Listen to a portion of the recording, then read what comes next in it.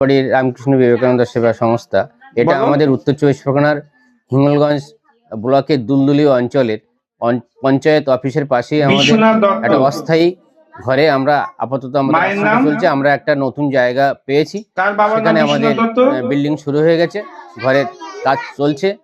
আমরা আমাদের দুটো পাঠশালা চলছে এই সংস্থায়, আমাদের আশ্রমের ব্যানারে দুটো পাঠশালা চলছে, একটা ঠাকুরমা স্বামীজি বসিরহাট আর একটা বিবেকানন্দ পাঠশালা টাকি রামকৃষ্ণ মিশন থেকে পরিচালনা করেন।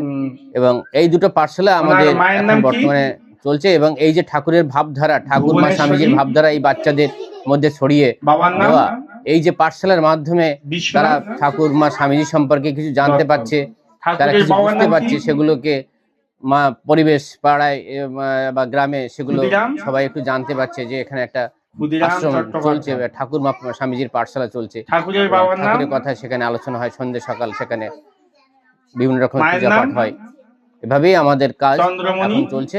আমাদের দেবী ঠাকুরমা স্বামীজির বসিরহাট ঠাকুরমা স্বামীজির পক্ষ থেকে অমিত মন্ডল মহাশয় উনি এই পাঠশালাগুলো দেখাশোনা করেন এবং বিভিন্ন রকমের কাজকর্ম উনি ওনার সহযোগিতায় আমরা অনেকটা এগিয়ে চলতে পেরেছি।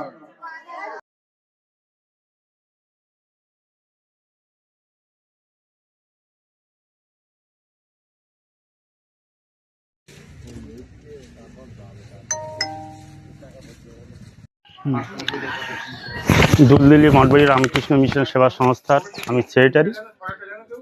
আমাদের এই মিশন থেকে দুটো পাঠশালা করা হয়েছে, একটা হচ্ছে দুলদুলি অঞ্চলের পার্শ্বস্থ স্থান আর একটা হচ্ছে দুলদুলি দক্ষিণপাড়া পার্শ্বস্থ স্থান। আমরা সুন্দরবন নদী পার্শ্বস্থ এই মিশনটা, আমাদের একটাই উদ্দেশ্য সুন্দরবন অঞ্চলের যাতে এই রামকৃষ্ণ মিশনের তরফ থেকে যাতে রামকৃষ্ণ মিশনের ভাবধারা আমরা প্রচার করতে পারি, এটা আমাদের মূল উদ্দেশ্য।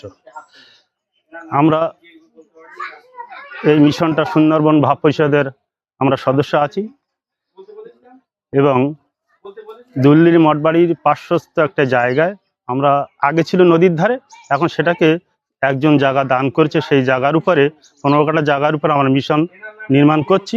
আমাদের ভিট পর্যন্ত মিশনটা তৈরি হয়েছে, মাটি ফেলাও হয়েছে। হ্যাঁ, ভবিষ্যতে যাতে মিশনটা আমরা উন্নত করতে পারি, এই জন্যে দুলদুলি ইউনিট ঠাকুরমা স্বামীজি পাঠশালা কোন জেলাতে আমরা এসেছি এখন দুলদুলি ইউনিটের ঠাকুরমা স্বামীজি পাঠশালাতে। আমরা একটু পাঠশালার দিদিমণির সাথে কথা বলে নেব।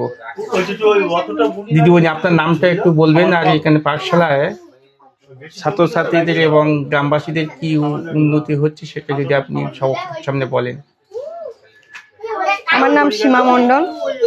আমি এই পাঠশালার বাচ্চাদের পড়াশুনো করাই, আর বাচ্চারা এখানে আসে, সবাই মন্ত্রপাঠ বা সবাই দিক দিয়ে ভালো আছে, সবাই ভালো বলে, বা গ্রামের মানুষেরাও সবাই বলছে যে এরকম একটা পাঠশালা এই গ্রামে হওয়া উচিত, এরকম বলছে সবাই। আর বাচ্চাদের কাছে শুনবেন আমি কিভাবে পড়াই বা কিভাবে করবে, বাচ্চারা বলবে বা গার্জিয়ানরাও বলবে। আচ্ছা, ছাত্রছাত্রী এবং অভিভাবকদের কাছে কেমন বার্তা যাচ্ছে এটা? ছাত্রছাত্রীরা এখানে আসে, পড়াশুনো করে, আর অভিভাবকরা বলছে যে দিদিমণি ভালো পড়ায়, ফ্রি হলেও ভালো পড়ায়, এরকম বলছে। এরা কি আগ্রহ সহকারে শিখছে? হ্যাঁ, শিখছে।